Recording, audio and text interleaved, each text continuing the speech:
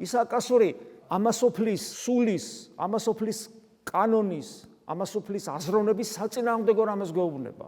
ანუ სათნოებაში ვარჯიში, ანუ უფრო და უფრო ვემსგავსები ღვთისმცნებების ზედმიწევნითი აღსრულებას ვთილო. ხო, ეს არის სათნოებაში ვარჯიში. და საოცარ რამეს ამბობს. თუ შენ მართლა ესე აკეთებ, უანგარო და თუ შენ მართლა სათნოებებში ვარჯიშობ, რას ამბობს? ზოგადად სათნოება დედაა მგლოვარების, ანუ მწუხარების. ვაი, მე სხვა რამეს ველოდებოდი. ესე იგი სათნოებებში ვარჯიშობ და ამის დაყოფად რა უნდა გამოვიღო? დედა მგლოვარების, ანუ მგლოვარება, გულის შემოსრულება, მწუხარება უნდა გამოვიღო?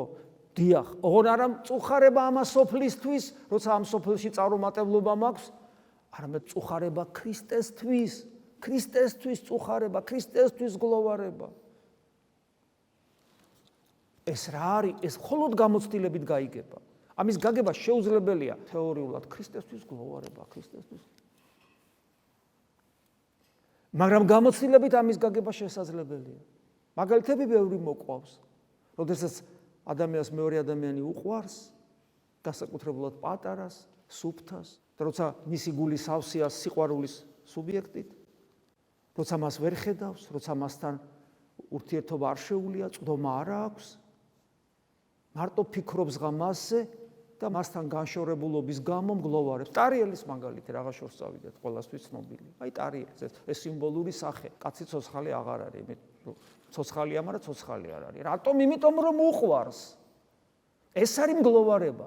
და როცა შენ ქრისტეს გაიცნობ, როცა შენ გულს განიწმენდ, როცა შენში ქრისტესადმი სიყვარული ჩდება, მაგრამ ამას წინ უსწრებს მადლიერება, ამდენ მილიარდ ადამიანში გამოგარჩია და მოქცა თავისი ღმერთობის წმენა, რომელიც სრულიად საკმარისია, რომ ბედნიერი იყო და ამ მადლიერების მერე მოდის ეს სიყვარული.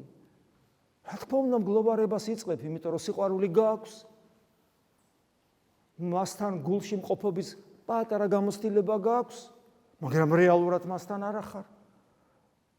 ლოცვის დროს, ზიარების დროს, გენატრება და ვერ მისწვდი, როგორც სიმონ ახალი ღვთისმეტყველი ამბობს, როგორც სინათლეს ვერ მოკიდებ ხელს, ხედავ არის შენთან მოვიდა, მაგრამ ხელს ვერ კიდებ, გისყლდება ესე, გისყლდება ხელიდან და რა გემართება ამ დროს? მგლოვარება. გესმით, აი სათნოება თუ სწორად, ცნებებს სწორად აღასრულებ, აი მაშინ აუცილებლად უანგაროდ აღასრულებ. მაშინ აუცილებლად შენში ჩდება ღვთისადმი სიყვარული და ასეც ამბობს უფალი, მე იმას ვუყვარო, ვინ ჩემ ცნებებს აღასრულებს და აი ეს სიყვარული და განშორებულობა ერთდროულად ბადებს შენში მწუხარებას და მგლოვარებას.